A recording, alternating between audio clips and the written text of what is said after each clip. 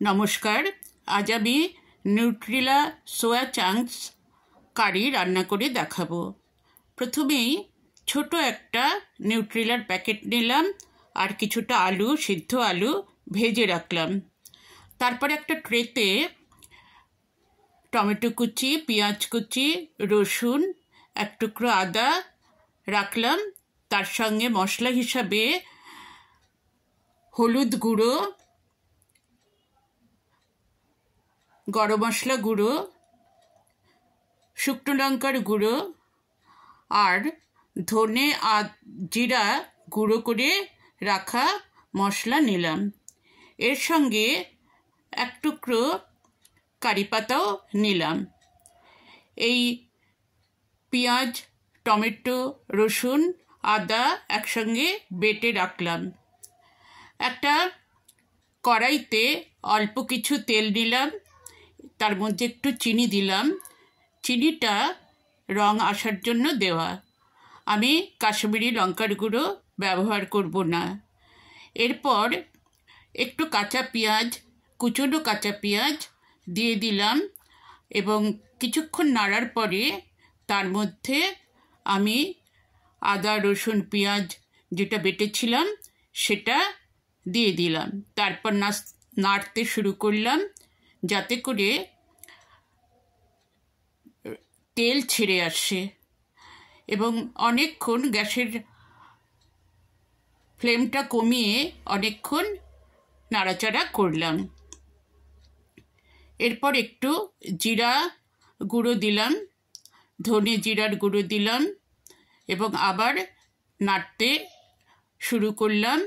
একটু নুন দিয়েও দিলাম। এইভাবে কিছুক্ষণ নাড়ার পরে তেল ছেড়ে আসার পরে কড়াইটাকে সরিয়ে রাখলাম। এখন আমি একটি পাত্রে রাখা যে আলুর ভাজাটা ছিল সেটাও দিয়ে দিলাম এবং আবার নাড়তে শুরু করলাম। তারপর একটু গরম জল করে তার মধ্যে এই নিউট্রিলার যে প্যাকেটের মধ্যে যে নিউট্রিলটা ছিল সেটা গরম জলে দিয়ে দিলাম এবং 15-20 মিনিট ওটাকে ভিজিয়ে রাখলাম। 15-20 মিনিট পরে নিউট্রিলাগুলোকে চিপে চিপে জল বার করে আলাদা করে রেখে দিলাম। ভালো করে জল চিপে বার করতে হবে। তারপর আরেকটা কড়াই নিয়ে তাতে একটু তেল দিয়ে নিউট্রিলাগুলোকে ছেড়ে দিলাম। জল চিপড়ানো যে নিউট্রিলা ছিল সেটাকে ছেড়ে দিলাম এবং নাড়তে শুরু করলাম। একটু পেঁয়াজও দিলাম তার সাথে।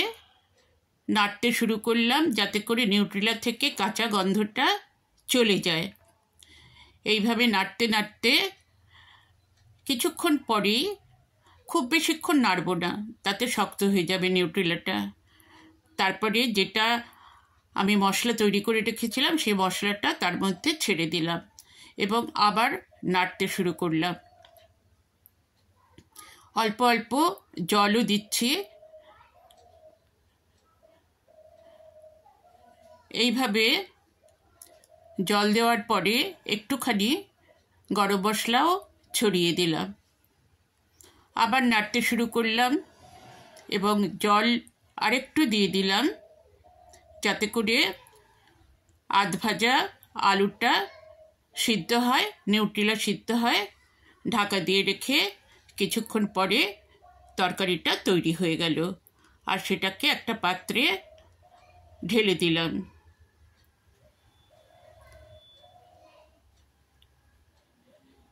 এরপর কিছুটা ডেকোরেশন করার জন্য আমি দুটো পেঁয়াজকে এইভাবে